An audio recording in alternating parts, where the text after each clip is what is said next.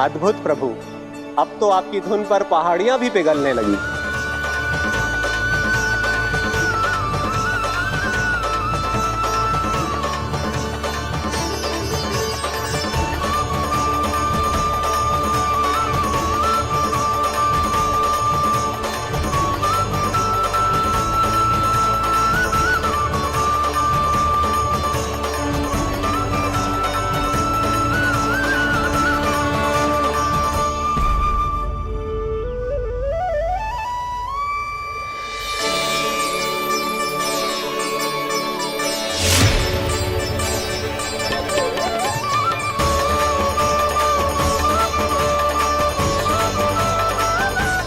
देखते ही देखते पूरी पहाड़ी बाहुविहल होकर पिघलने लगी है।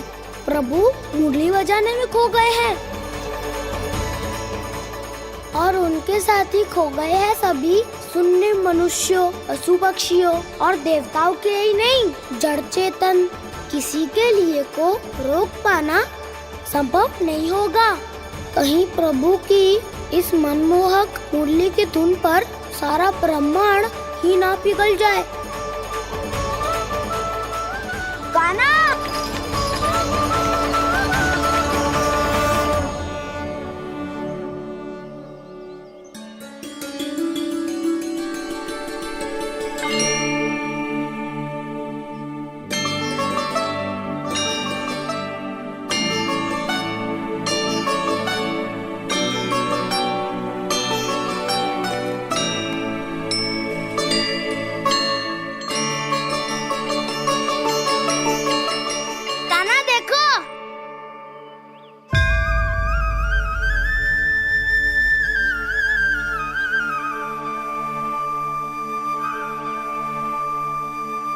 या तो आपके चरण का चिन्ह बन गया है प्रभु। अपने भक्तों के हित के लिए मेरी बस एक ही इच्छा है, ऐसी चिन्ह मेरे हर भक्त के हृदय पर हो।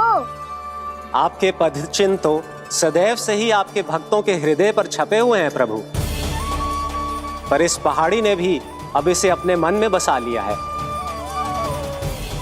तो युगों युगों तक इस पहाड़ी को चरण पहाड़ी के नाम से जाना जाएगा। तो युगों युगों तक इस पहाड़ी को चरण पहाड़ी के नाम से जाना जाएगा। तो युगों युगों तक इस पहाड़ी को चरण पहाड़ी के नाम से जाना जाएगा।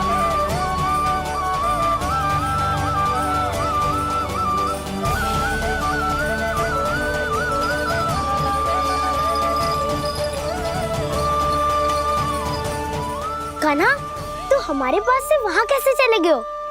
हमें तो पता भी ना चलो। मैं कहीं ना गया था उज्जवल, और ना ही कहीं जाऊंगा।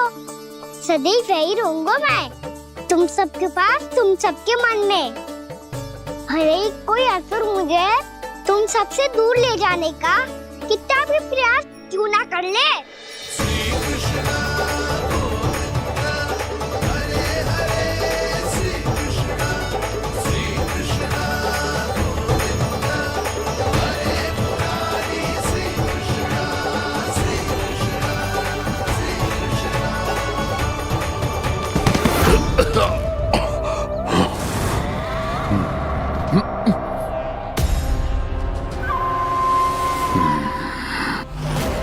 भले ही कितनी भी लीला क्यों न रच ले वो, आज उस छलिया कहलाने वाले विष्णु का सामना सच्चे छलिया से होगा।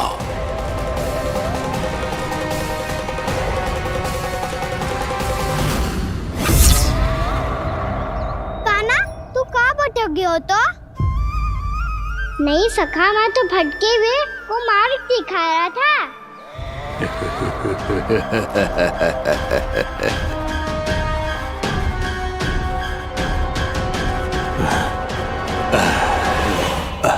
फिर से कहीं मत चले जाइयो, बहुत कठिनाई से फिर से तेरा साथ मिलो है हमें।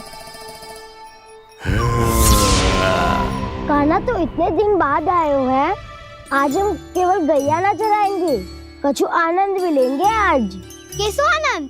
मैंने मारा और गैया सरा के वह दूल्हे से पहले ही सीधे सीधे सब घर चलो। वैसे भी वन में बहुत भय लगता है मुझे। क्योंकि किस बात का भय? इतनी शीघ्र बोल गए। अभी कुछ दिन पहले ही तो उस असुर और देवता में कितने भीषण युद्ध हुआ था। हाँ, हम शीघ्र घर जाएंगे। अरे वसंता, वो युद्ध ना था, सब बड़े बड़े देवता हमारे सखा कान्हा को बचाने आए थे। तू ही सोच, जिसकी रक्षा सारे भगवान मिलके एक साथ करते हैं, वो कान्हा हमारे साथ है तो फिर हमें कैसा भय? वो कान्हा हमारे साथ है तो फिर हमें कैसा भय? तुम सब भी कौन सी बात लेकर बैठ गए हो? ये बताओ कि आज हम क्या खेलेंगे?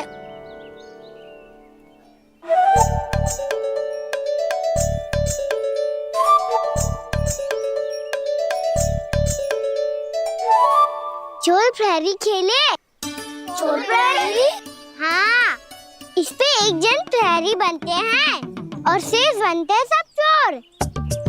और चोर का कार्य होगा भागना और छुपना, और प्रहरी का कार्य होगा चोर को पकड़ लेना। अरे वाह कान्हा, क्या खेल बताए हो है। इसमें तो बहुत आनंद आएगा। ये खेल भले ही तुम सब खेलोगे बालकों, पर आनंद तो मैं ही लूंगा।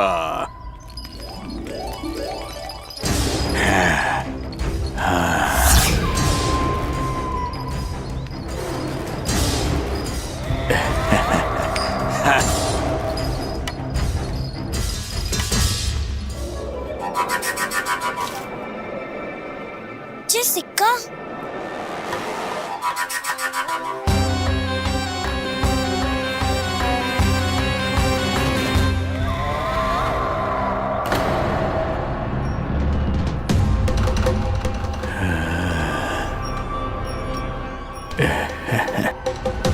कौन हो तुम? छलिया, मायावी छलिया।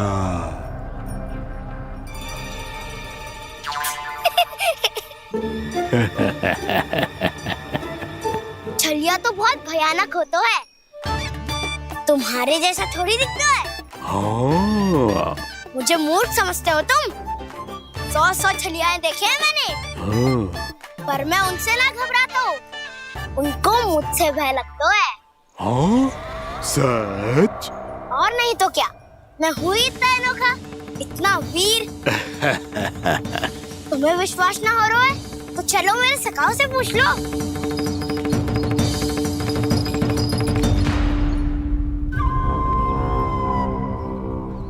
वहाँ क्या देख रहे हो?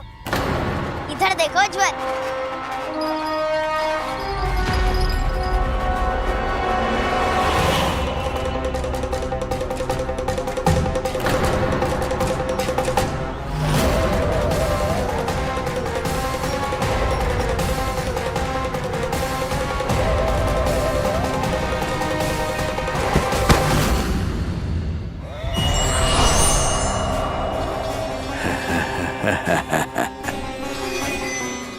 सौ छलिए देखे हैं इसमें, हाँ?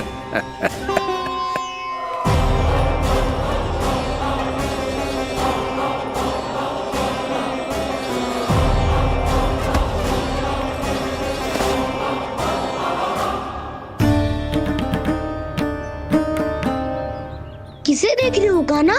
उज्जवल को। कहाँ चले गया वो?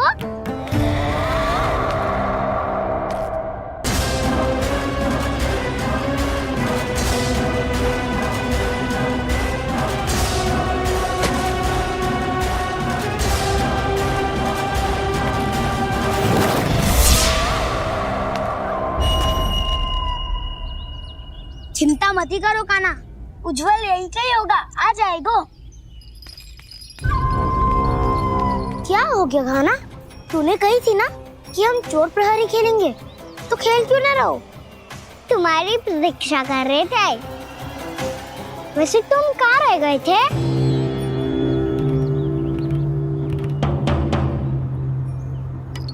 वो ये देखो ना, मुझे क्या मिला, सिक्का।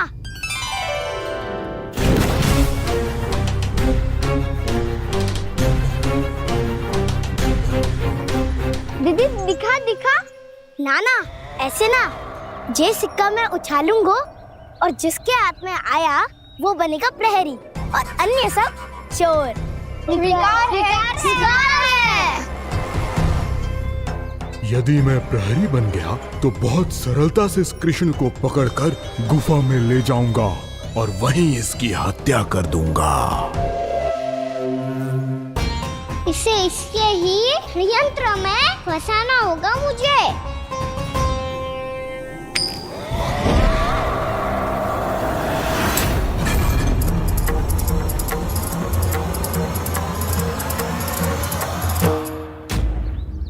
मैं प्रहरी, तुम सब चोर।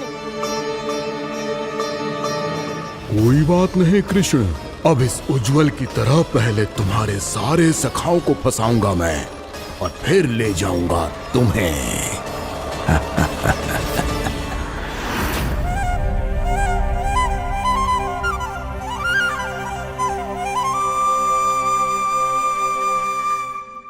चलो खेल आरंभ करें। कान्हा, तो हमें पकड़ना। आंखें बंद कर कान्हा।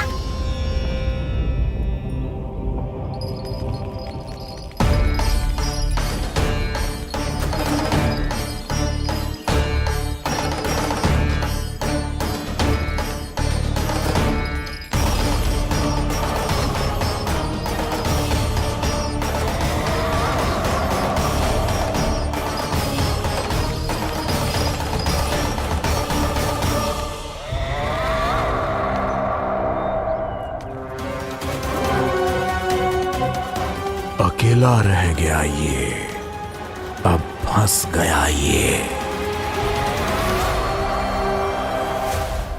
सुबल।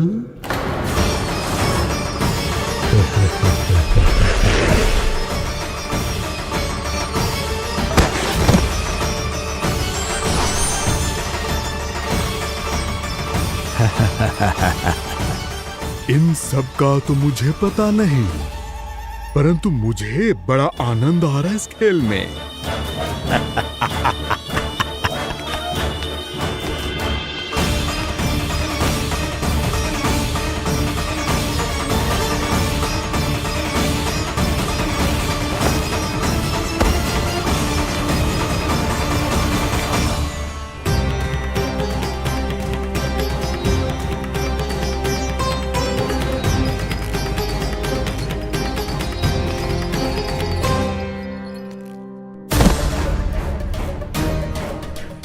बसंता,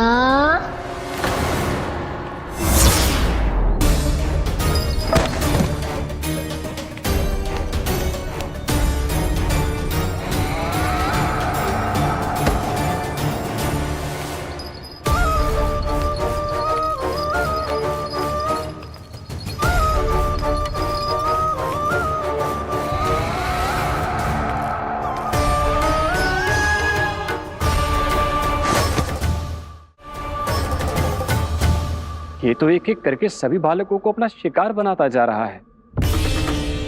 प्रभु ऐसा क्यों करने दे रहे हैं? प्रभु की हर लीला का कोई ना कोई उद्देश्य होता है। यदि वो इस असुर को इन निर्दोष बालकों पर अत्याचार करने से नहीं रोक रहे हैं तो इसका भी कोई ना कोई कारण अवश्य होगा।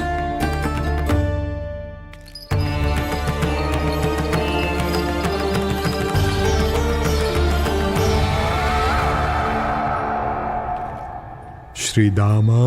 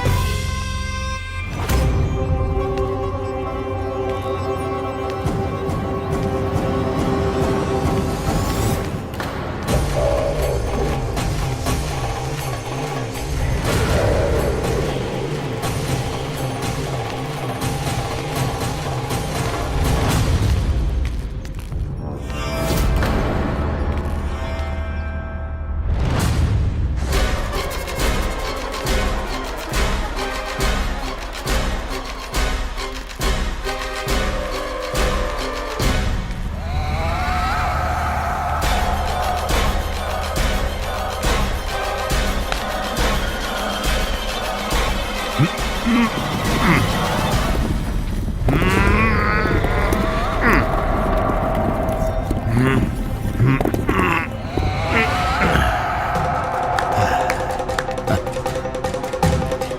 केवल 2 ही बालक शेष बचे हैं। दोनों को पकड़कर ये खेल ही समाप्त कर दूंगा।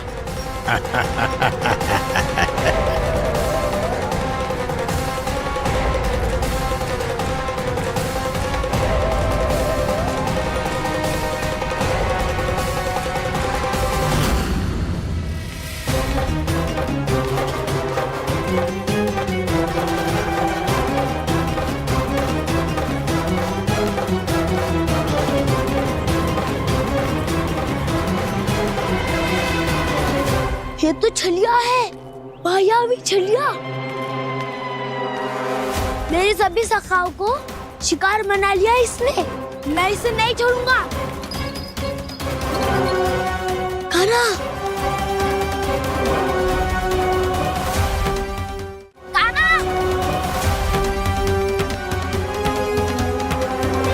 कान्हा,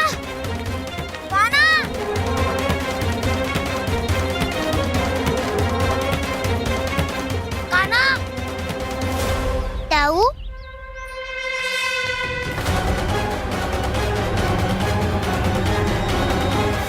छलिया तुमने मेरे सखाओं का अपहरण किया है। मैं छलिया ना हूँ मैं तो आपका छोटा भाई हूँ, आपका कान्हा। मैंने सब कुछ अपनी आंखों से देखा है। बस तुम छलिया ही हो। रूप बदल बदल कर मेरे सखाओं का अपहरण कर रहे हो। ये क्या कह रहे हो दाऊ? आप ही मुझे नहीं पहचानोगे तो कौन पहचानेगा? कान्हा, ये नहीं, मैं हूँ वास्तविक बलराम, तुम्हारा दाऊ।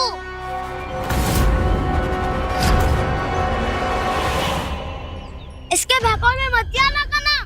ये चलिए।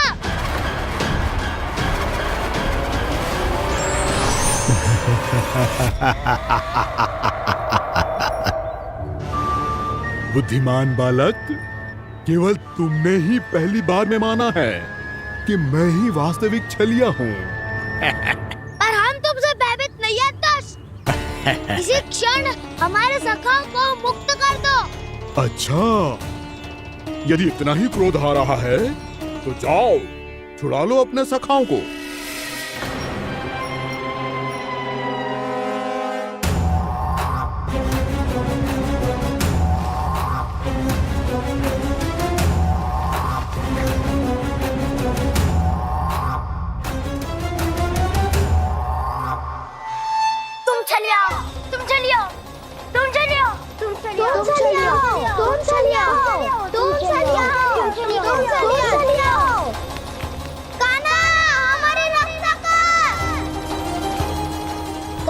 रक्षा करो हमारी।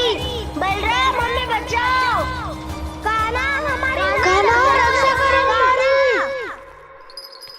या मैं हूँ सर, किसी का बाल भी पाका नहीं कर पाओगे तुम।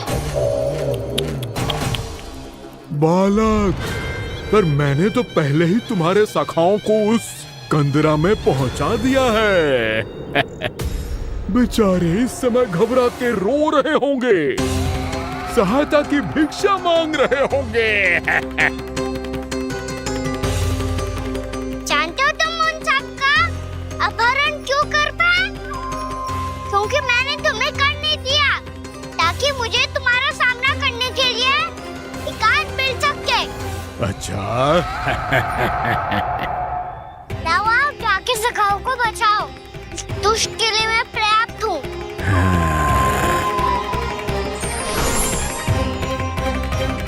कान्हा, पीछे मुड़ के मत देखना कान्हा।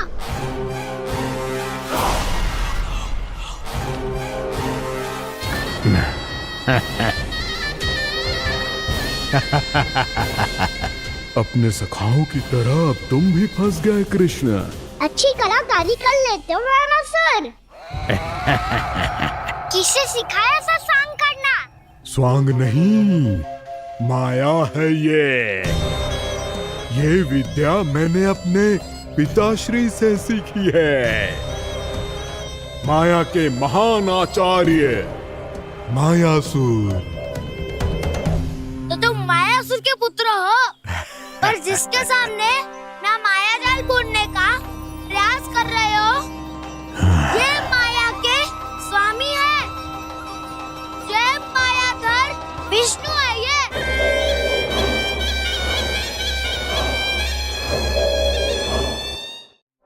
जिसके सामने माया जाल बुनने का प्रयास कर रहे हो, ये माया के स्वामी है, ये मायाधर विष्णु है। ये अच्छा, तो होते रहे। मैं तो इनकी हत्या करने आया हूँ और हत्या करके ही जाऊंगा। जाओ आप सखाओं को बचाओ, मैं इनका सामना कर लूंगा। पर कान्हा, अभी आप ही ने तो कहा था माया का स्वामी हूँ मैं।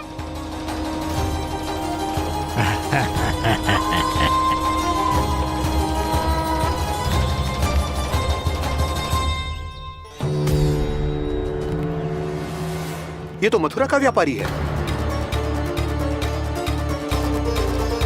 इसको अर्थ वो जो था वो सच में छलिया हो तो कहीं वो नंदमोहन तो ना पहुंच गो। हमें शीघ्र ही गांव जाना पड़ेगा और सबको सावधान करना पड़ेगा। चल।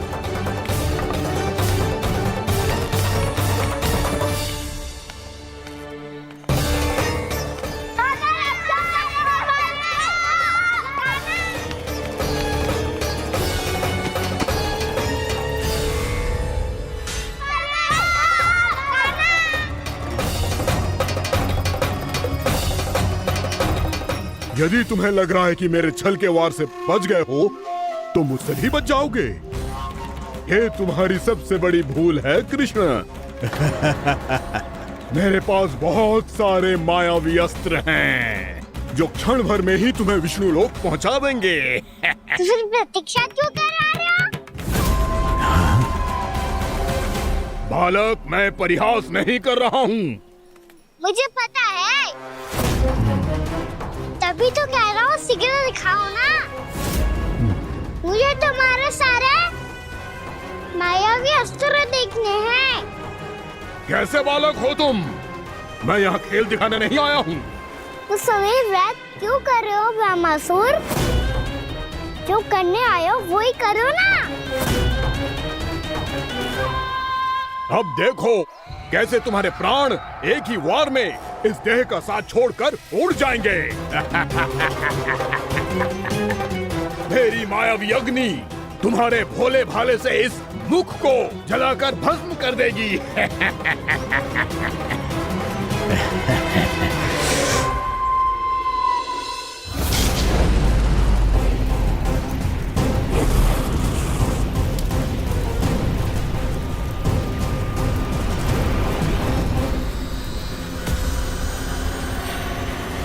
सही कह रही हो ब्रह्मासुर। भोला भाला तो दिखता हूँ मैं, मैया भी यही कहती है।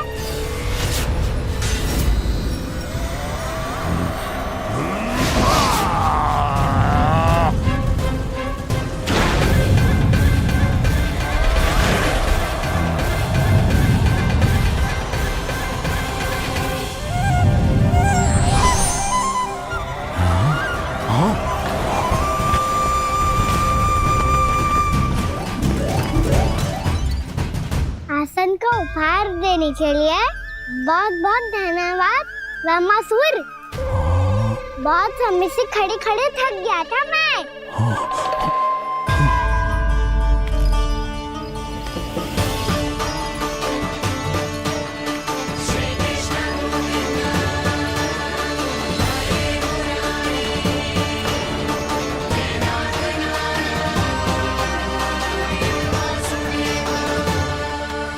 अगला अस्त्र दिखाओ ना।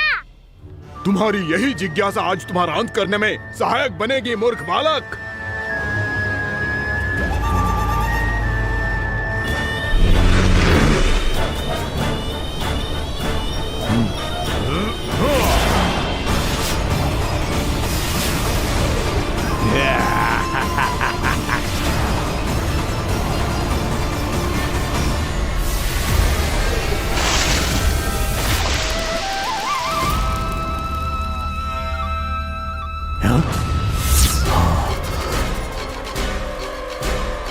अच्छा, पर प्रक्षालन करना चाहती थे तो पहले क्यों नहीं बताया? मुस्कुराना बंद करो। तुम्हारी ये हंसी मुझे कांटों की तरह चुभ रही है। पर मैया तो कहती है कि मेरी मुस्कुराहट फूलों की तरह है।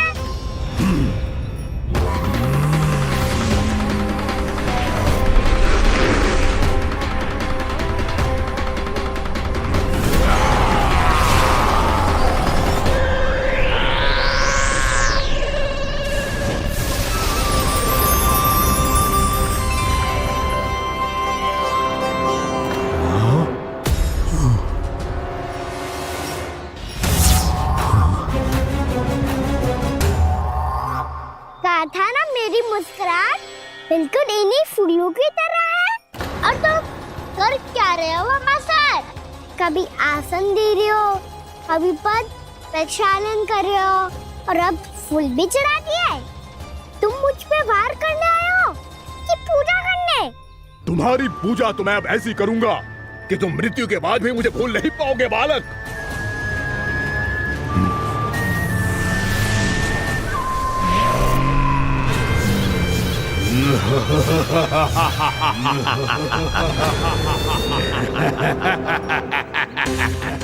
कान्हा, ये चट्टान तो मुझसे हिल ही ना रही।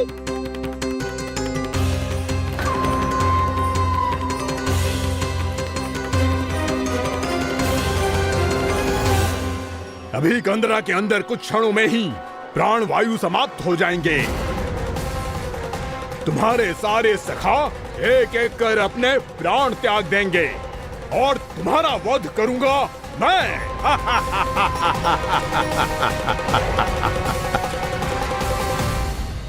अरे सब जन बच के रहना। छलिया आया हुआ है वृंदावन में। अरे छलिया आ गया है। वृंदावन में मायावी छलिया। अरे क्या हुआ? कौन छलिया? मायावी छलिया, सबको छलता है वो। हाँ, कुछ भी कर सके है वो। बहुत भयानक। अरे भानु, ठहर जरा, क्या हुआ? बहुत भयानक है वो, बच के रहना सब लोग। अरे भेष बदल ले तो है वो। हाँ। क्या हुआ? छलिया है वो। अरे मेरी बात तो बताओ। रानी भाभी, कान्हा घर पर ही है ना? ऐसे भड़बड़ा क्यों रहे हो? कोई भूत देख लियो है क्या? भूत ना भाभी, छलिया से भेंट हो गई। सच्ची का मायावी छलिया है भाभी। क्या उल्टा सीधा बोले जा रहे हो? ठीक से बताओ। अब बोलो भी। वो कान्हा के पीछे पड़ो है वो। मेरे लल्ला के पीछे? हाँ रानी भाभी, हमारे अचेत होने से पहले हमने उसे ये कहते सुना था कि वो वृंदावन आने वाला है कान्हा से मिलने। हे नारायण, मेरे कान्हा की रक्षा करना। जसोदा जी, मायावी छलिए से बचना बालकों के बस की बात ना है। जीजी, बालक वन में अकेले हैं।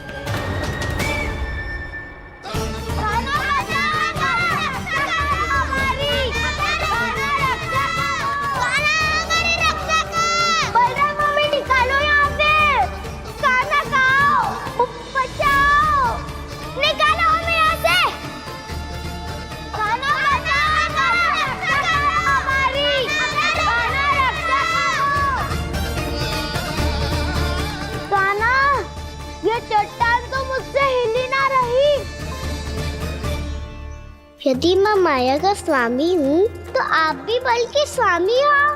ताऊ, अपनी क्षमता, अपना सामर्थ्य स्मरण करो।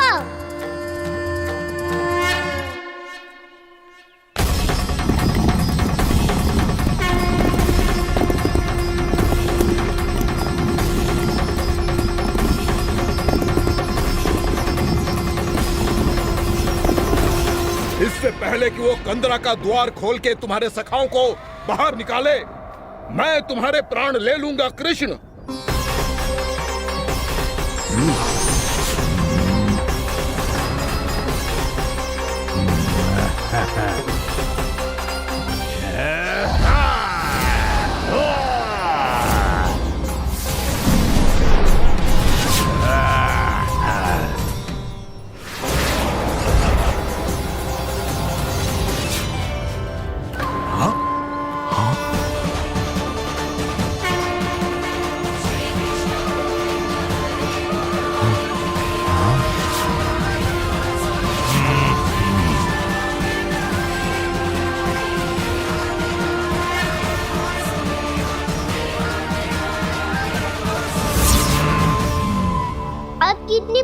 करोगे ब्रह्मासुर?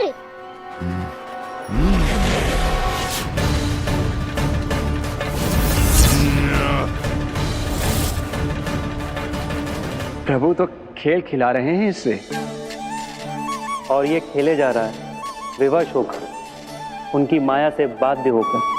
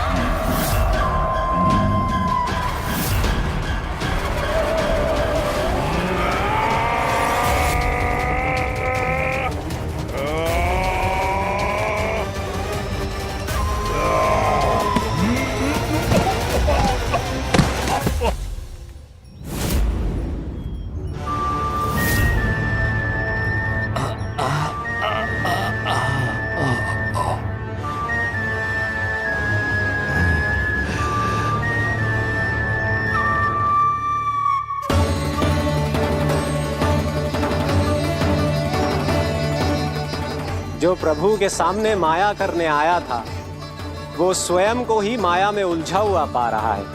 नारायण नारायण। लो, अब तो तुमने दंडवत प्रणाम भी कर लिया, माया भी कथा भी उपहार में दे दी। तुम चाहते क्या हो ब्रह्मासुर? मेरी शरण में आना है क्या?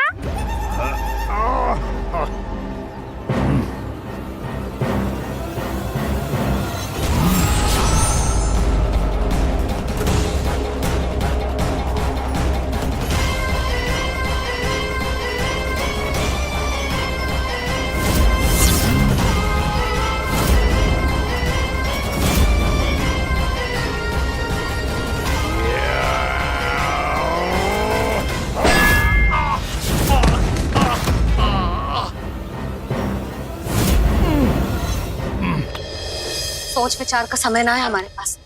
अपने बालकों की रक्षा के लिए इसी क्षण में निकलना होगा। और वो छलिया किसी का भी रूप धारण कर सकते हो।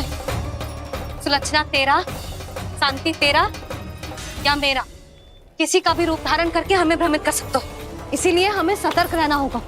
समझ आई? चलो।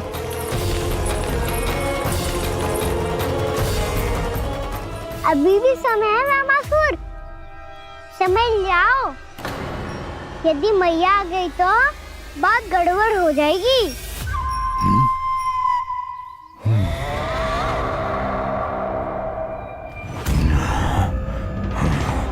मुझसे झूठ का कोई लाभ नहीं होगा। ब्रह्मासुर, स्मरण करो तुम कौन हो। मायासुर का पुत्र हूँ मैं, अपने स्वामी महाराज कंस का सेवक हूँ, और तुम्हारा हूँ मैं काल।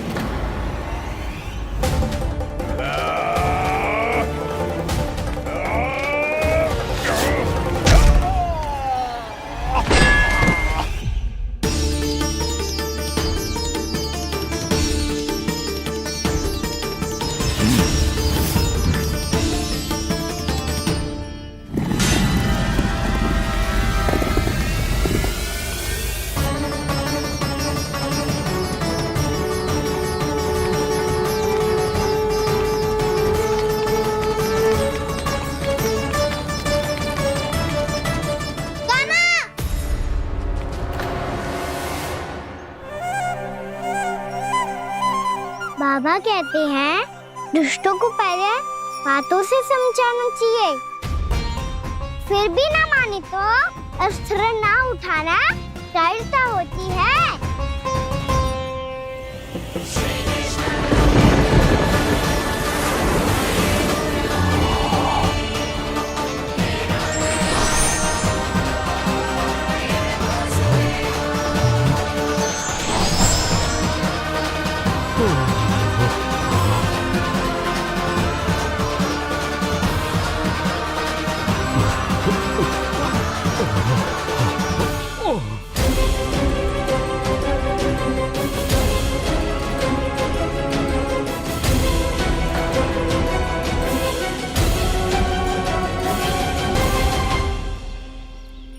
पता था मुझे अपने बाबा के स्वरूप को हानि नहीं पहुंचाओगे। सही कही तुमने। पिता की छवि ही पिता के समान भी आनंदीय होती है। ब्रह्मासुर, ब्रह्मासुर। ये मैं अपने वास्तविक रूप में कैसे आ गया?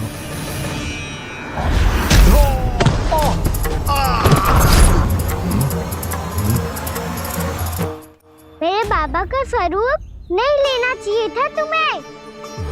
मैया ने सिखाया है भूल को क्षमा किया जा सकता है, पर जानबूझ के किए गए अपराध के लिए दंड ही एकमात्र निकाल होता है।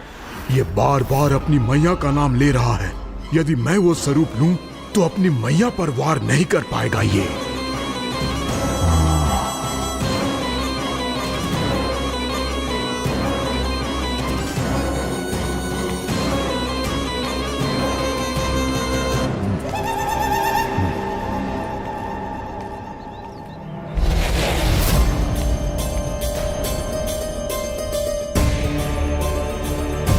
लल्ला, मैं तेरी मैया हूँ, अपनी मैया को मारेगा? बच गया। समझाया था, पर तुमने एक बार फिर से मूर्खता कर ही दी। इस पर तुमने पहले से भी बड़ी और पहले से भी भयंकर भूल किया ब्रह्मासुर।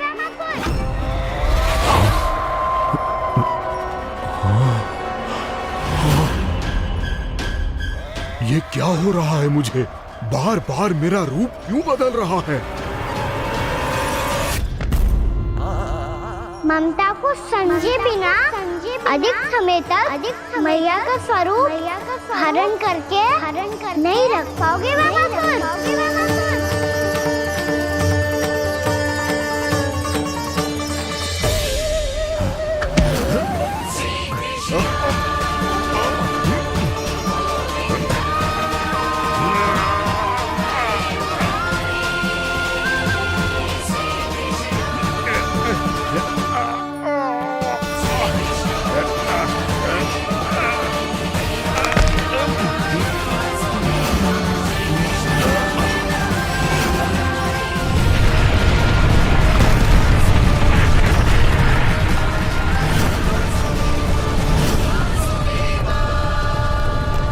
प्रभु के क्रोध से धरती भी कांपने लगी है।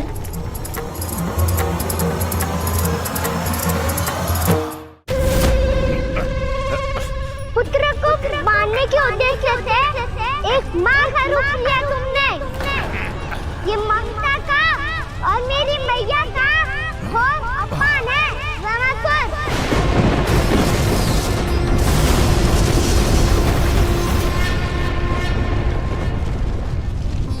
इससे पहले इस असुर के कारण निर्दोष प्राणियों का कोई अहित हो, मुझे कुछ करना होगा। यदि मैं माया का स्वामी हूँ तो आप भी बल के स्वामी हो। दाऊ, अपनी क्षमता, अपना सामर्थ्य स्मरण करो।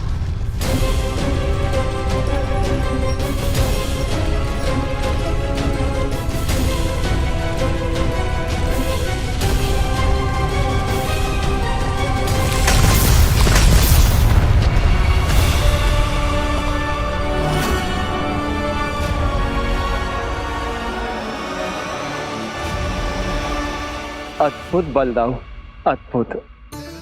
अपने बल का उचित प्रयोग करके आपने प्राणियों को हानि होने से बचा लिया और ये भी सिद्ध कर दिया कि इस युग में आपसे अधिक बलवान और कोई नहीं होगा। आज से आप बलदेव के नाम से भी जाने जाएंगे। आज से आप बलदेव के नाम से भी जाने जाएंगे। आपके चरणों का ये चिन्ह युगों युगों तक आपके बल की कथा कहता रहेगा। बलराम का चरण चिन्ह।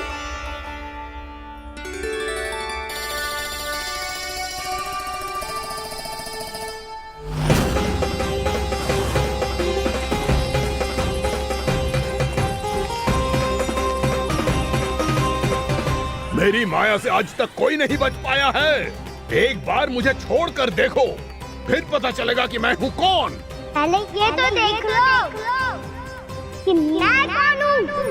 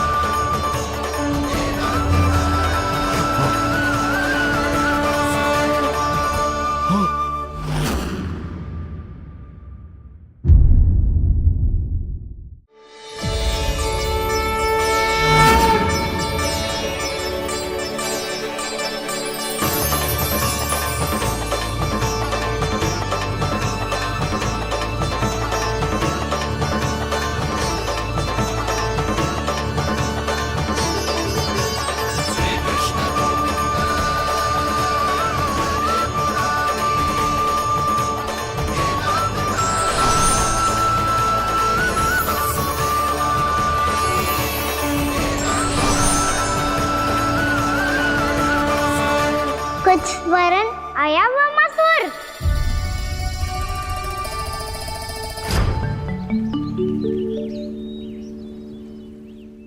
बहुत समय पहले की बात है। बहुत बड़े भूमाकर राज करते थे तुम्हें मान राजा भीमम के नाम से जाना जाता था। सब कुछ था तुम्हारे पास, पर शांति नहीं थी। इसीलिए शांति की खोज में अपना संपूर्ण राज अपने पुत्रों को सौंप कर हिमालय पर्वत की ओर चल दिए। अनेक वर्षों की तपस्या के बाद तुम्हारे तप की कीर्ति चारों ओर फैलने लगी और फिर सच्चे तपस्वी के रूप में तुम्हारी ख्याति से प्रभावित होकर महर्षि उलट तुमसे भेंट करने आए। राजा भीमरथ, आपने ईश्वर की प्राप्ति के लिए सब कुछ छोड़ दिया, पर अपना अभिमान नहीं छोड़ पाए। इसीलिए मेरे आगमन पर सम्मान के साथ खड़ा होना तो दूर, मेरा अभिवादन भी नहीं किया। अभिमान तपस्वी का गुण नहीं होता है राजन, अभिमान राक्षसी गुण है। इसलिए मैं आपको श्राप देता हूँ कि आप अगले जन्म में एक राक्षस के रूप में जन्म लेंगे, एक राक्षस के रूप में जन्म लेंगे। मुझे क्षमा कर दीजिए महर्षि, मैंने जानबूझकर आपका अपमान नहीं किया है। मैं तो यहाँ पर शांति की खोज में आया था। अपने भीतर के संसार में गहरे सोच विचार में डूबा हुआ था मैं। मुझे क्षमा कर दीजिए महर्षि, मुझे क्षमा कर दीजिए। अपनी भूल का आभास प्रायश्चित की ओर पहला पग होता है।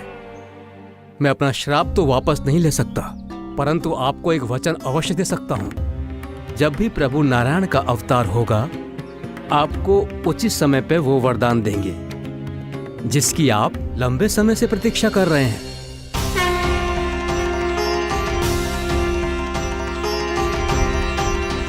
प्रभु, आपने मेरी आंखें खोल दी। अब मुझे पता चल गया है कि आप कौन हैं और मैं कौन हूँ। इसलिए आप मुझ पर कृपा करके अपने चरणों में स्थान दे दीजिए। मुझे वो शांति प्रदान कीजिए जिसकी खोज में मैं वर्षों से भटक रहा हूँ। शांति तो मोक्ष में ही है, इसीलिए मैं तुम्हें मोक्ष का वरदान देता हूँ।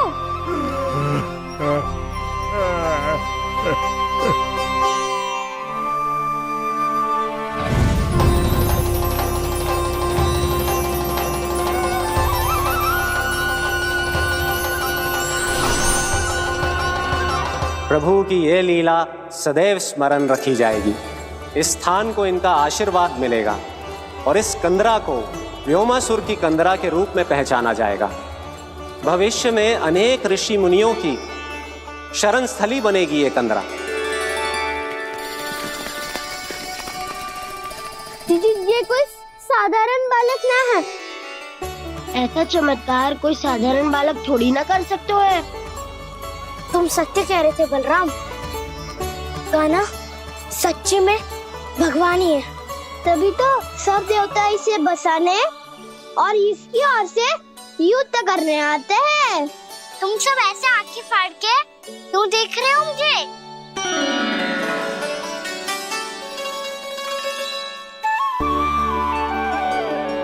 बलराम तुम बलवान हो और कान्हा भगवान है। दूर दूर तक कोई दिखाई न दे रहा है। ना जाने किस हाल में होंगे बालक। कहीं हम ही तो मार्ग ना भटक गए शीघ्रता के चक्कर में। अब तो एक पग भी ना चलो जा रहे हो। जल, किसी के पास जल है क्या? कंठ तो मेरा भी सूख रहा है मौसी। भाभी निकट ही जमुना जी है, कहूँ तो वहाँ से जल ले आओ। मैं भी जा रही हूँ भाभी, एक से भले दो। हाँ चल। शीघ्रता से आओ। हाँ।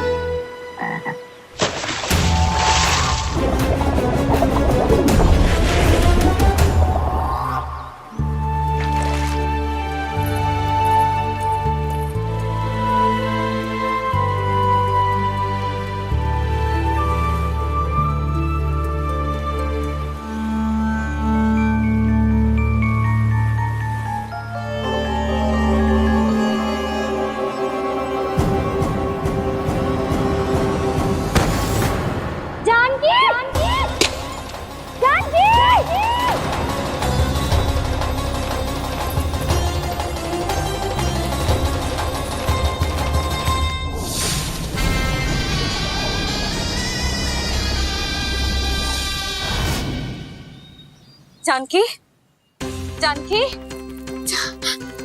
क्या होगा इसे? देखो ना जी, अब छलिया की सूचना मिलते ही हम सब बालकों को ढूंढने चली गई और ढूंढते ढूंढते सबको बहुत प्यास लगी आई जी। तो जानकी जमुना जी की नदी से जल लेने गई और उसने जमुना जी का पानी पिया और उसकी जेदशा हो गई। बालक कहाँ है? वो ठीक तो है ना? ऊपर से सब ठीक है पर भीतर से बहुत भयभीत है सब। जानकी तो बिल्कुल नीली पड़ गया है। लग तो है विष फैल गया है इसका पूरे तन में। मथुरा के सर्वश्रेष्ठ विदेह जी को बुलाया गया है उसके उपचार के लिए। जैसे ही इसने जल को मुंह से लगाया, जे गिर पड़ी। चटपटाने का अवसर भी ना मिलो। हाँ वैद्य जी, और निकटी मृत पशु भी पड़े हुए थे। हाँ मैंने भी अस्थियां देखी थी।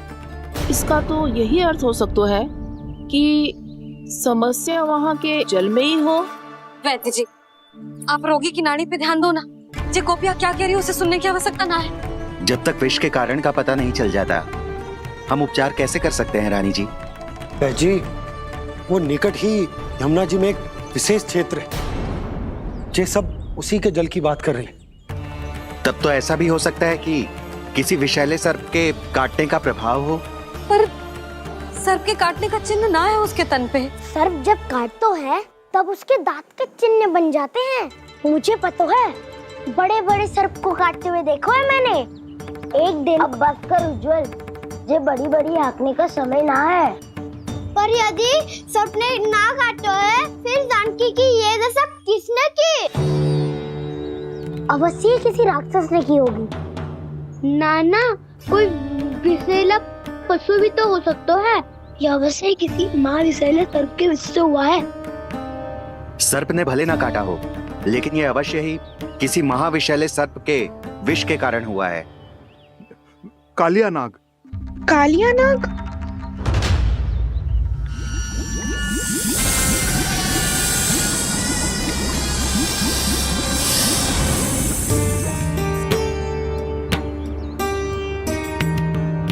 संकेतों से तो ऐसा लगता है कि जानकी ने कालिया नाग के क्षेत्र के विशाल जल पी लियो है।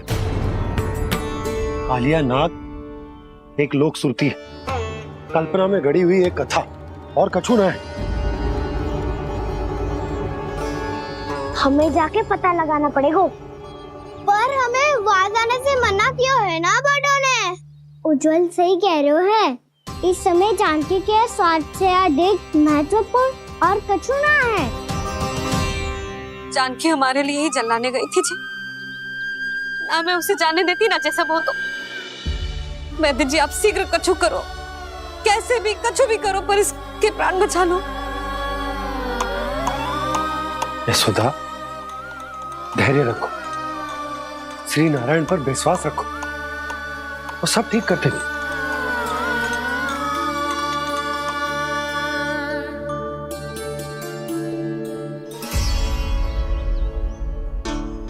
विष की काट की मेरे पास जितनी जड़ी बूटी थी मैंने सब अर्क बना के पिला दी, पर इसकी दशा में अभी तक कोई सुधार नहीं दिख रहा है। यह अंतिम जड़ी बूटी है, अगर इससे भी चमत्कार नहीं हुआ तो फिर जो नारायण की इच्छा।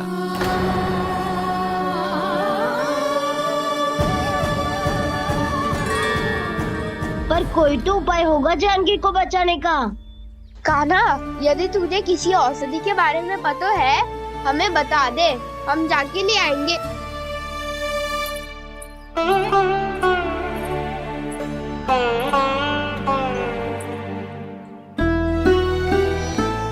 हे नारायण, हे प्रभु, मेरी जानकी के प्राण बचा ले प्रभु। क्या तो मैं अपने आप को कभी क्षमा न कर पाऊंगी। ये सारी मेरे ही कारण बनाई थी। उसकी रक्षा करो प्रभु, मेरी पुकार सुनो। कान्हा, तूने हमें बकासुर से बचाया था ना? और बकासुर से भी तो, और छलिया से भी तो तूने ही बचाया था ना हमें। क्या ऐसा कोई उपाय ना है जानकी को बचाने का? धन्वंतरी,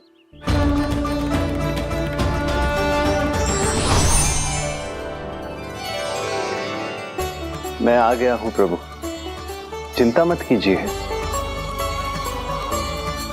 आपके आदेश का पालन अवश्य होगा। यशोदा मैया,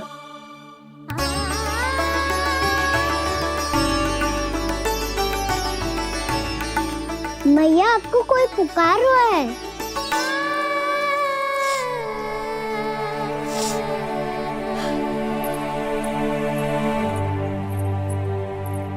चिंता मत करो मैया, अब धन्वंतरी जी आ गए हैं, वो सब संभाल लेंगे।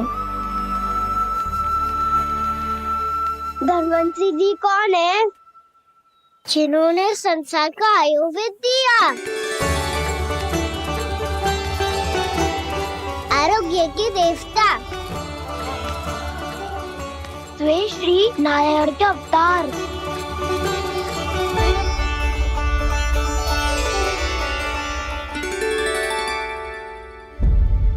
मुझे पता चला है कि आपको वेद की आवश्यकता है। हाँ हाँ, भीतर आइए। आइए आइए वैद्य जी, जी रहे। मथुरा का सर्वश्रेष्ठ वैद्य अर्थात मैं यहां आ चुका हूं और रोगी को जितनी औषधि की आवश्यकता थी सब दे चुका हूं। निश्चित रूप से आपने विष की काट के लिए बहुत ही उत्तम अर्क तैयार किया है, इसलिए किसी और वैद्य की आवश्यकता नहीं है। किंतु आप अकेले कितना कुछ करेंगे वैद्यराज, मुझे अपना सहायक ही बना लीजिए। पर जो करना था मैं पहले ही कर चुका हूं। हाँ, वो तो आप कर चुके हैं, बस रोगी के तन से विष निकालना शेष है ना वैद्यराज? हाँ हाँ, बस वही शेष है। इनके रक्त को विष रहित करने में मैं आपकी सहायता करूंगा।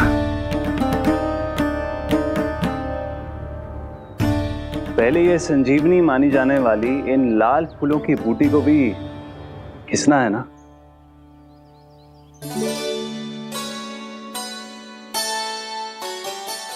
हाँ हाँ, तुम सही कह रहे हो, इसे अच्छे से घिसो।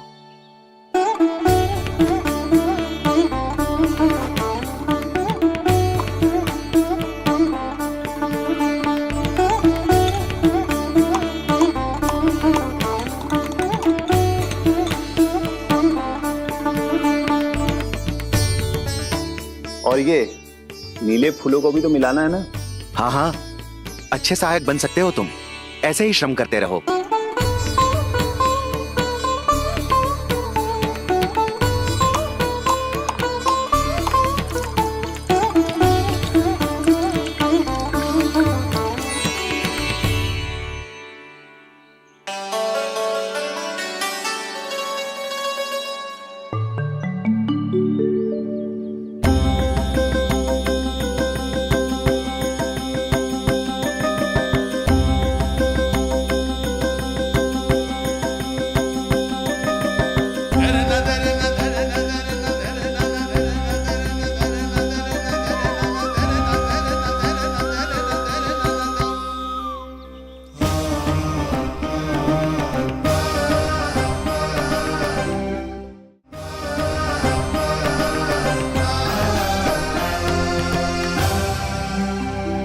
जानकी स्वस्थ तो हो जाएगी ना धन्वंतरी जी?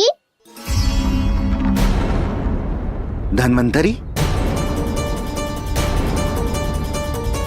प्रभु, अब मैं क्या करूं? आपने तो स्वयं ही मेरी पहचान उजागर कर दी। जी क्या करो कान्हा? आप सब ऐसे क्यों देख रहे हो?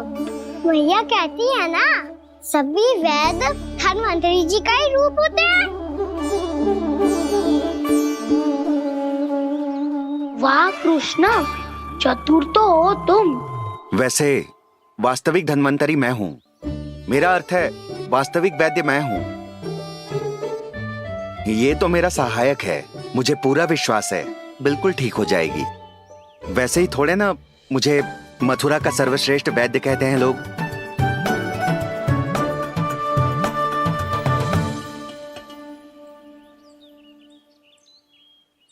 जसोदा भाभी, जसोदा जी, जानकी को चेतना आ गई। जानकी, जानकी, जानकी, तू ठीक है ना? क्षमा करना भाभी, मैं आपके लिए जल ना ला पाई।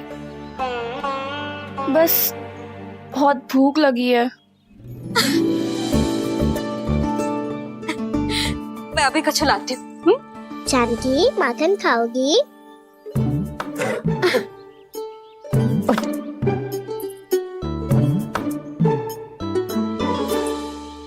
आजा, तू ही खिला दे लल्ला।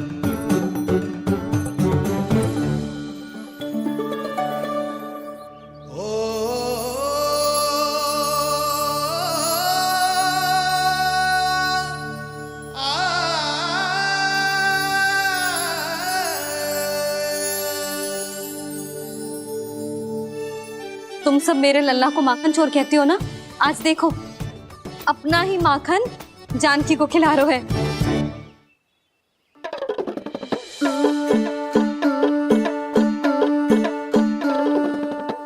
थोड़ा और विश्राम कर लो। सदैव तुम हम सबकी सेवा करती हो, आज मैं तुम्हारी सेवा करूंगा। जानकी की जिज्ञासा तब हुई जब जय यशोदा काकी की सेवा कर रही थी, और अब देखो स्वयं भगवान ही इसकी सेवा कर रहे हैं। जानते हो इससे क्या सिद्ध होता है? जो भी यशोदा मैया की पूजा करेगा, अर्थात अपने माता पिता की सेवा करेगा, उनके साथ सम्मान से व्यवहार करेगा, ईश्वर स्वयं उसका ध्यान रखेंगे। कभी धन्वंतरी के रूप में तो कभी स्वयं कान्हा के रूप में। भक्त और भगवान का देखो कैसा ये अनुराग, स्वयं करे सेवा प्रभु, अद्भुत गोपी का भाग्य। प्रभु इन सब पृथ्वीवासियों से कितना घुल मिल गए हैं। ना तो ये प्रभु को भगवान मानते हैं और ना ही प्रभु अपने आप को इनसे सर्वश्रेष्ठ समझते हैं। अपने आचरण से ये सिद्ध कर रहे हैं कि ये सभी में हैं और सभी इनका ही अंश है।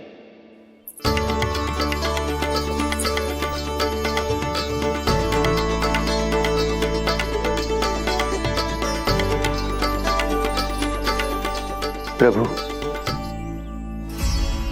अब मुझे जाने की आज्ञा दीजिए।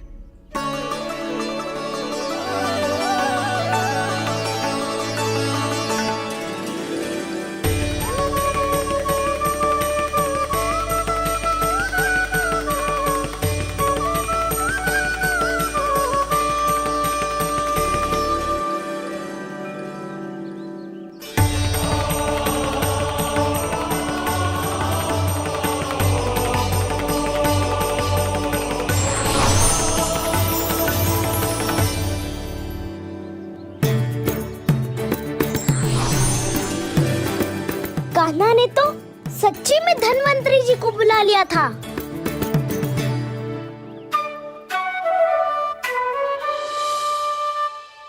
जब से कान्हा का जन्म हुआ है ना, मैं तब से देख रही हूँ, तब से हम पे कोई भी संकट आती है ना, तो अचानक से कोई अपरिचित हमारी सहायता करने आ जाता है, और जाते समय कान्हा की आज्ञा लेके जाते है, और कभी कभी तो इसे प्रभु बोल के जाते है। बाबा संभालो।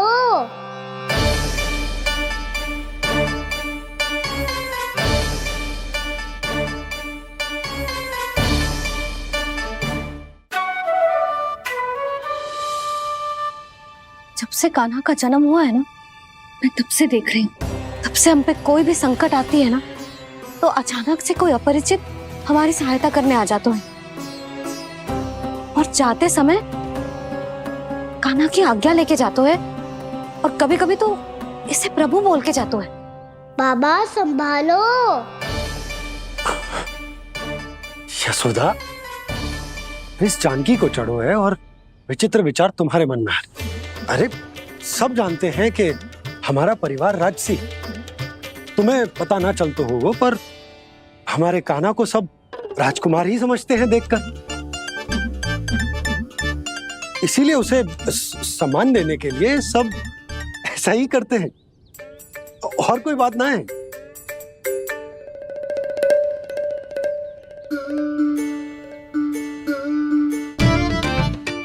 अब जी मेरे लल्ला को ऐसे क्यों घूर रहे हैं? बुरी दृष्टि लगाएंगे क्या?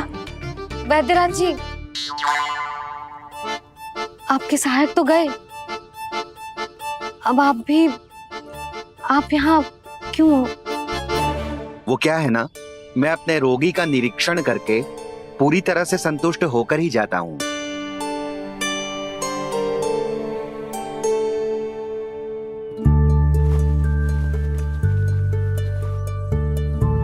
हाँ, संकेत तो अच्छे हैं, कल सुबह तक बिल्कुल ठीक हो जाएगी। धन्यवाद वैद्य जी।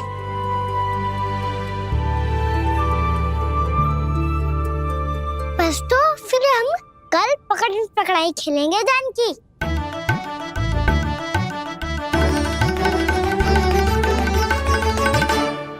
भानु, बंसी, जाकर उस क्षेत्र के चारों ओर बाड़ बनवा दो और वहां सूचना पट्ट भी लगा देना, ताकि जानकी के साथ जो हुआ है वो किसी और के साथ ना हो। शीघ्र जाओ। जी ठीक है।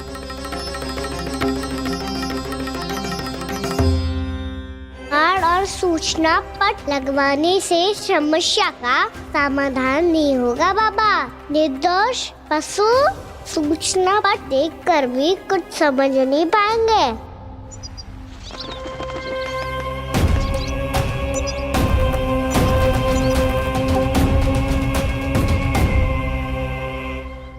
तो तुम्हारे कहने का अर्थ यह है कि व्योमासुर मारा जा चुका है, और वो बालक अब भी जीवित है।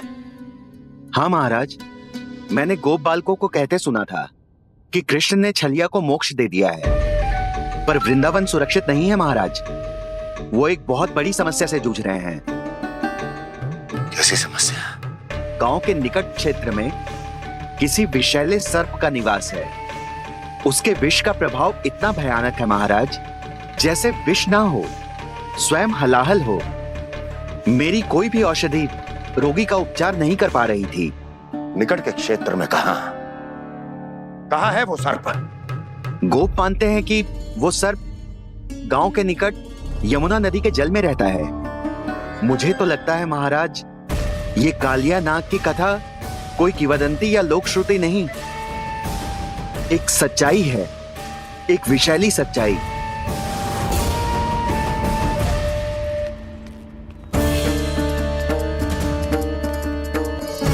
कालिया का सामना करने का समय आ गया है, पर उससे पहले मुझे बुलाना होगा उन्हें।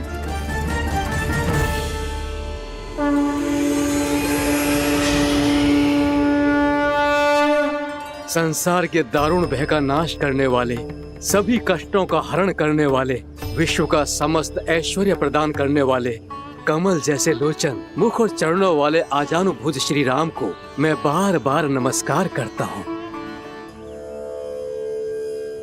आपदामपहर्तारं दातारं सर्व संपदां लोकाभिरामं श्रीरामं भूयो भूयो नमाम्यहम्। कागभूसोंडी, कागभूसोंडी, कागभूसोंडी। प्रभु क्षमा करें, मुझे जाना होगा।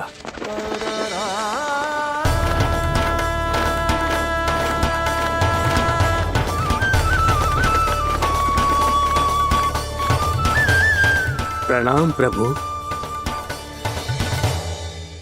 अनेक बार मैं आपके दर्शनों के लिए आया प्रभु। कभी नंद भवन के झरोखों से आपके दर्शन करके चला जाता था, तो कभी दूर किसी वृक्ष की आड़ से आपको निहार लिया करता था। आज आपने स्वयं मुझे बुलाकर धन्य कर दिया प्रभु।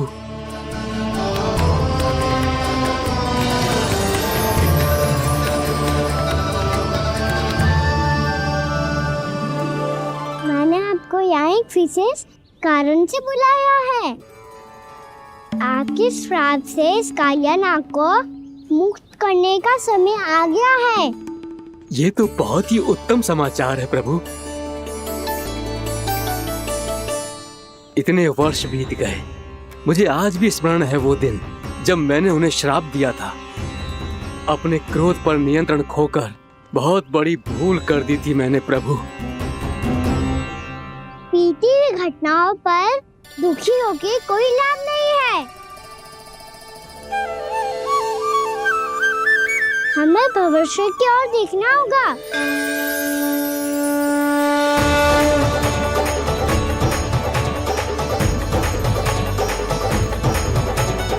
आदेश कीजिए प्रभु, क्या आज्ञा है आपकी? जब मैं कालिया नाग का सामना करने जाऊं, तो आप यहीं रहेगा। आपको अपने आप पता चल जाएगा कि कब क्या करना है। और हाँ, लौटते जाते समय नारद मुनि से कहिएगा, वो आकर मुझसे भेंट करे। अवश्य प्रभु, प्रणाम। क्या इसने सच्ची में देवर्षि नारद को बुलाया है? नारायण नारायण। आपको संदेश भेजने की आवश्यकता नहीं थी। आप स्मरण करते और मैं चला आता। तुम्हारा कल्याण हो नारद।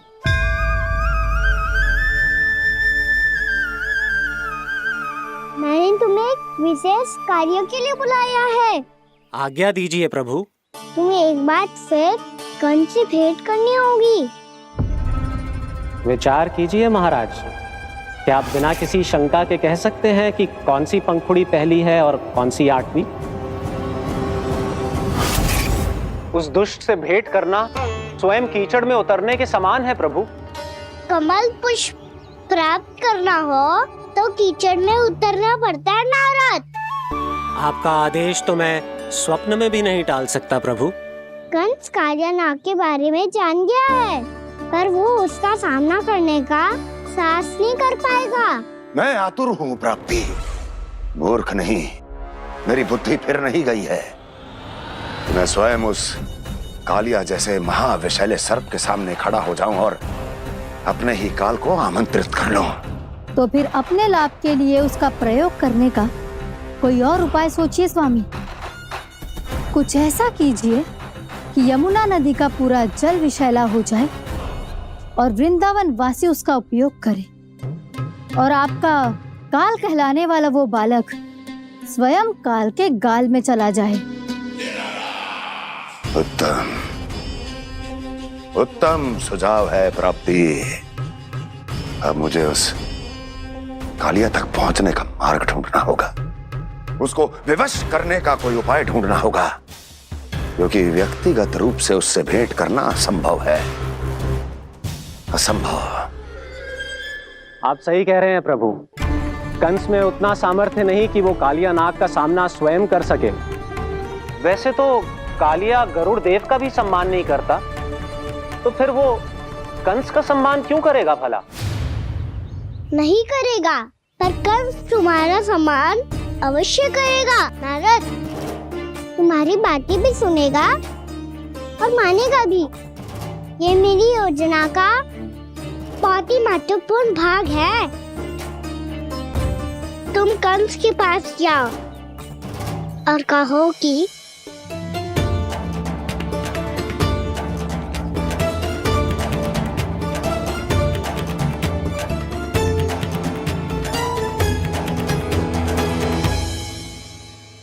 संतान अपने माता पिता को तीर्थ का सौभाग्य दिलाती, और मेरा लल्ला कितना महान कि उसने हमारे घर को ही तीर्थ बना दिया। ऐसा तीर्थ जहां मेरी आंखों के सामने भक्त और भगवान का मिलन हो रहा है। जो आज्ञा प्रभु।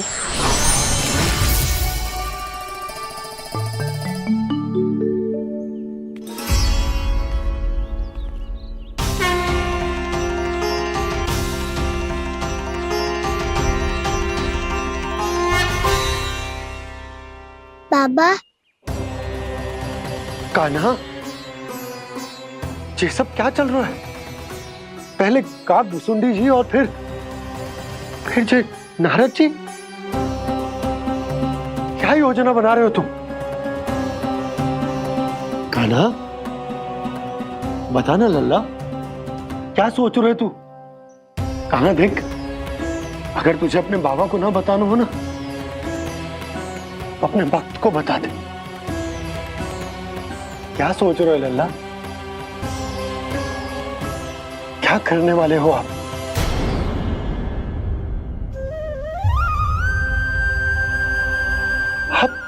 आप इतने दुखी क्यों हो? कान्हा, कान्हा, क्या होगा? क्योंकि मुझे आभास हो गया है बाबा, समय आने वाला है। कौन सा समय आने वाला है लल्ला? शीघ्र ही सब कुछ बदलने वाला है। भैया को मेरा सत्य पता चल जाएगा बाबा।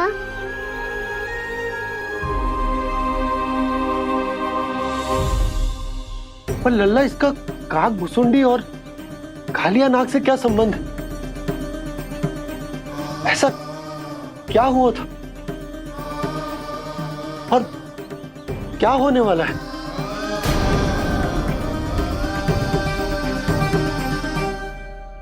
जो होने वाला है बाबा, उसका संबंध उससे है जो सैकड़ों वर्ष पहले हुआ था।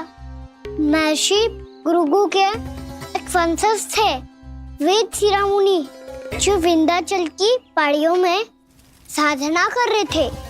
तभी वहाँ अश्वशिरा नाम के एक दूसरे मुनि आमंत्रण के बिना ही आ गए। कितना सुंदर और शांतिपूर्ण आश्रम है। यहाँ प्रभु की साधना करने में बहुत आनंद आएगा। शीघ्र ही अश्वशिरा मुनि उपस्थिति के कारण होने वाले व्यवधान से बाध्य होकर वेद शिरोमणि ने अपनी आंखें खोली। कौन हो तुम और यहाँ क्या कर रहे हो? आपके आश्रम में बहुत शांति है मुनिवर। साधना करने के लिए बहुत ही उत्तम स्थान है ये। मैं चाहता हूँ कि मैं भी यहाँ। आप यहाँ साधना करना चाहते हैं, लेकिन इतना भी नहीं जानते कि किसी के आश्रम में प्रवेश करने से पहले उसकी आज्ञा लेनी चाहिए। आप ये भी नहीं जानते कि यदि कोई यज्ञ कर रहा हो तो बिना अनुमति के वहाँ प्रवेश करने से उसकी यज्ञ साधना भंग हो सकती है। आप क्या साधना करेंगे मुनि? आप तो साधना के योग्य ही नहीं हैं। इतना अपमान! एक मुनि के मुख से इतने कड़वे शब्द शोभा नहीं देते। मैं तुम्हें श्राप देता हूँ, जितनी विषैली तुम्हारी जिह्वा है उतने ही विषैले सर्प बन जाओ तुम। और ऐसा सर्प जो सांस भी ले तो निकट का वातावरण दूषित हो जाए। तुम्हारे इस दुस्साहस के लिए मैं तुम्हें श्राप देता हूँ कि तुम अभी इसी क्षण कौवा बन जाओ, और ऐसा कौवा जो कांव कांव करके अनर्गल प्रलाप करता रहे।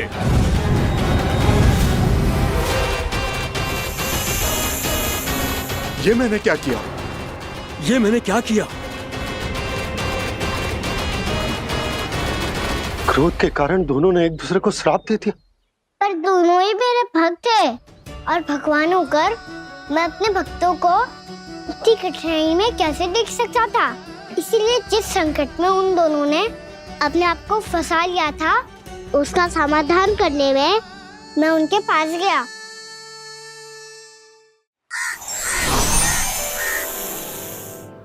देखिए ना प्रभु, ये क्या हो गया हमसे। हमारी रक्षा कीजिए प्रभु, मार्ग दिखाइए हमें। क्रोध पर नियंत्रण ना होने के कारण आप दोनों ने एक दूसरे को बहुत ही भीषण संकट में डाल दिया है। अब दोनों ही तपस्वी, तप के बल से दिए गए आपके श्राप को लौटाना भी संभव नहीं है। प्रभु कोई तो उपाय होगा, हम आपके शरण में हैं प्रभु। अपराध तो हमसे हुआ है प्रभु, पर अब आपसे ही आशा है। कुछ ऐसा कीजिए भक्त वत्सल, जिससे हम दोनों के श्राप का प्रभाव कुछ कम हो जाए। आप दोनों ही मेरे भक्त हैं, इसलिए आपकी पीड़ा का निवारण करने का एक उपाय है मेरे पास। वेद शिरामुनि, जब आप कालिया नाग बनेंगे तो आपको मेरे चरणों को अपने शीश पर धारण करने का सौभाग्य मिलेगा। और अश्र शिरामुनि, आप काग योनि होने के बाद भी आप श्रेष्ठतम ज्ञान और सर्वाधिक यौगिक सिद्धियों के स्वामी होंगे और प्रवचन दिया करेंगे। इसके बाद अश्वशिरा मुनि काक भुसुंडी बन गए, जिन्होंने आगे चलकर सेम गरुड़ देव को रामायण सुनाई। और मुनि वेदशिरा, महर्षि कश्यप और देवी कैत्रियों के पुत्र कालिया नाग बनकर जल में। और अब वही कालिया नाग जमुना जी में, जिनके कारण जानकी के प्राण लगभग चले ही गए थे। अब कालिया नाग को उचित स्थान पर भेजने का समय आ गया है बाबा। पर ये तो अच्छी बात है कान्हा, वेदशिरा मुनि को दिया हुआ तुम्हारा वचन भी पूरा हो जाएगा, जमुना जी की शुद्धि भी हो जाएगी। इस सब के बाद भी तुम दुखी क्यों हो? क्योंकि इसके बाद मैया के सामने मेरा रहस्य खुल जाएगा बाबा। उन्हें पता चल जाएगा कि उनका बालक कोई साधारण बालक ना है। भविष्य में जो होने वाला है उसे सबके सामने घटने से रोकना मेरे लिए भी संभव ना होगा। मैया को सब पता चल जाएगा। क्या पता चल जाएगा रे मुझे?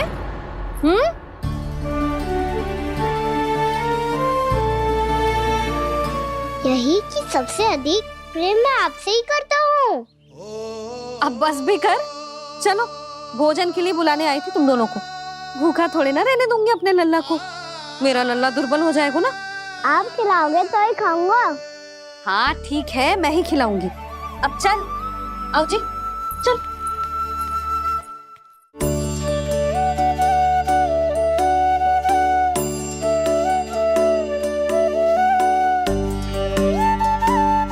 मैया खेलो ना मेरे साथ। मैया सुनो ना, मेरी बात ना मानोगी? अभी बहुत कार्य पड़े लल्ला, देख जानकी को औषधि भी देने जानो है ना। औषधि मैं दे दूंगा, फिर तो खेलोगी ना आप मेरे साथ? पिछले कुछ दिनों से अपनी मैया का अधिक से अधिक प्रेम पाने का प्रयास करो है कान्हा। इसका तो एक ही अर्थ हो सकता है कि कछु बहुत बड़ो होने वालो है। कान्हा रुक जा लल्ला। कान्हा क्यों तंग कर रहा है? मैया को पहन लेना। कान्हा, कान्हा, ये क्या करो तूने?